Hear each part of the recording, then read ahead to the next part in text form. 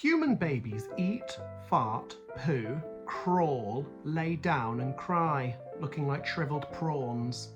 No offence, human babies. And animal babies look really cute, like this. And like this. Hello. But if you want to see some really weird babies, you need to stop looking at the human babies, stop looking at the animal babies, and start looking at the god babies. Today, we're going to start looking at the weirdest baby gods. So when I'm talking about weird baby gods, what do I actually mean? Weirdness. When I'm saying weirdness, I'm talking about the 4 Bs.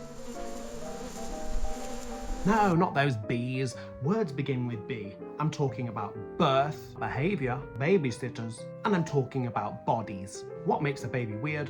1. Birth. How were they born? What was their early life like? 2. Behaviour. Did they immediately start doing weird stuff the moment they arrived? 3.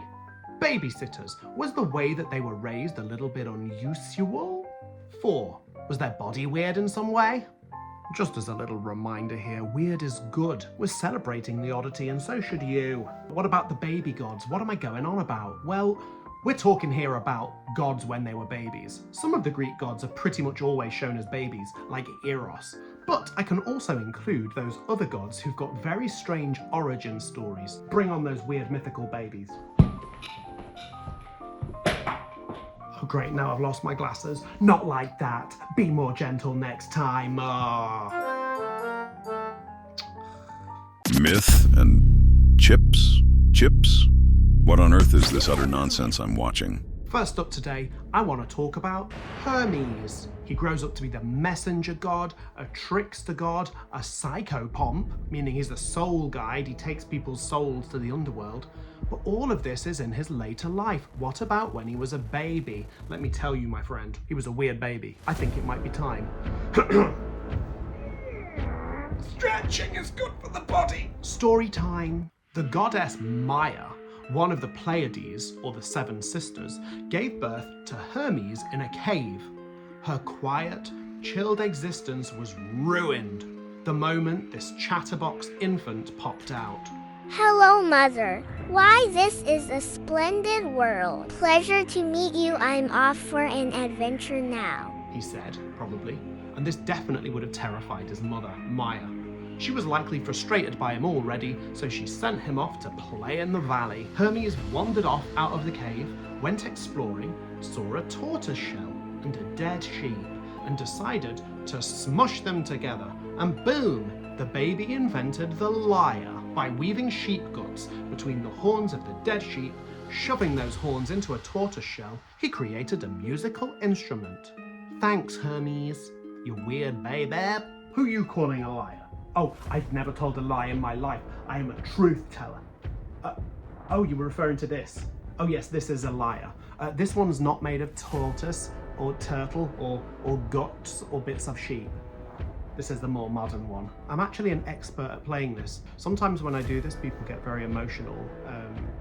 My gift is, I would say, godly, and I hope that you appreciate and enjoy it.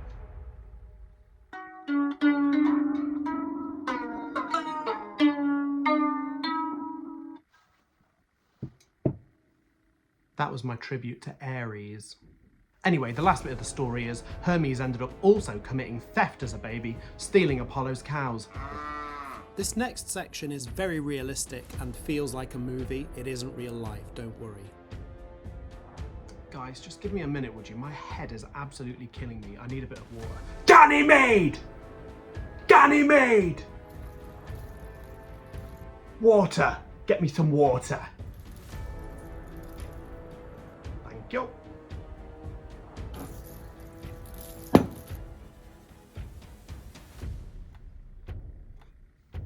Oh, that's delicious. Should have cleaned that before I did that bit. You know, the next person, their story is kind of similar to mine. You know, Zeus once had a horrible headache too. He dealt with it very differently to me. Instead, he went a little bit more severe. This is the story of Athena.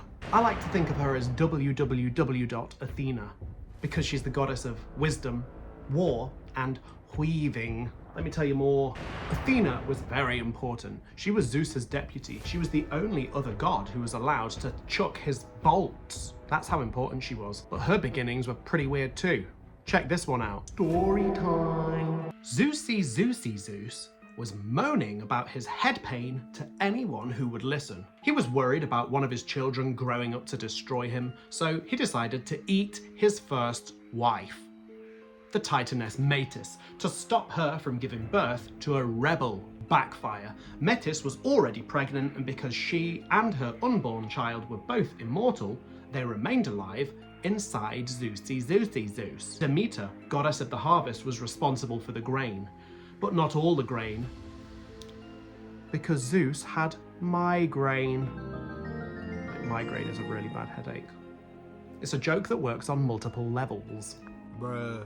Because he had a migraine, a terrible headache, he got his mighty son Hephaestus to bop him in the head with a hammer. Now, this is not advised for mortals, but for the immortals, he was simply going to get the pain out. The pain that burst out of his head was Athena, full-sized mega goddess in her full armor with a full, shiny, spiky helmet and a pointy stick. Maybe even an owl. So the next time you have a headache, first of all, check that you've consumed enough water. If that's not the case, check that you haven't consumed an accidental titaness. Health tips. Oh, baby number 3, this is a sad one. Let's introduce Dionysus. Dionysus grows up to be the god of wine, the god of festival, of celebration, of raucous, reckless abandon, and partying like this. That was a great party, guys. We see him as youthful, full of vibrancy and joy. But believe me, his baby days were weird in the extreme. Take a deep breath, friends. Story time. Zeus was getting on very well with a princess called Semele. Zeus promised her that he would do whatever she wanted. Aww. They got on so well, in fact, that she became pregnant with his child. And Hera, Zeus's wife, was not happy about this. In the middle of that power struggle between Zeus and Hera, poor Semele was caught between a rock and a hard place. That's an example of a simile and metaphor.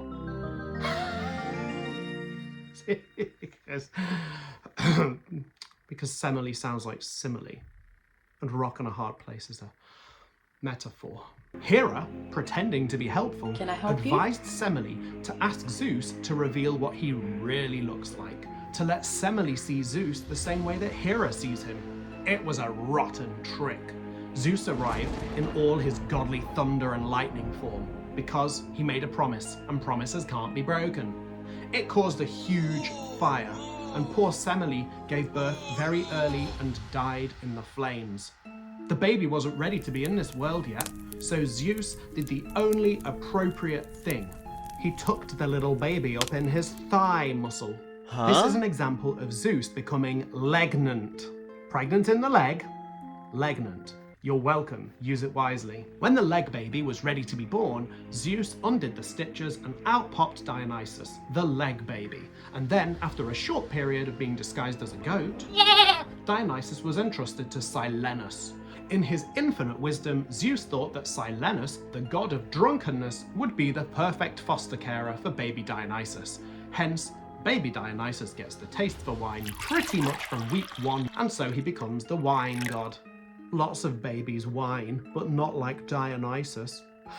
You know what, guys? I feel like this deserves a part 2 because there are so many weird baby gods that we could spend a whole year doing these. I think we'll have to come back to this in future. Maybe you can comment now, share the few that you'd like to see. Okay, so let's start debating between those 3. We had Hermes, we had Athena, we had Dionysus. Now, all 3 were certainly born with some drama. Hermes is pretty dramatic to be born in a cave, immediately start yapping, go off on an adventure, and commit a crime of theft whilst also wedging together entrails and shells. But you know what? The circumstances of the birth itself are pretty calm compared to the rest of them. So for that reason, Hermes, you're out, my friend. You're still my favourite. Don't tell the rest of them. Bye, Hermes.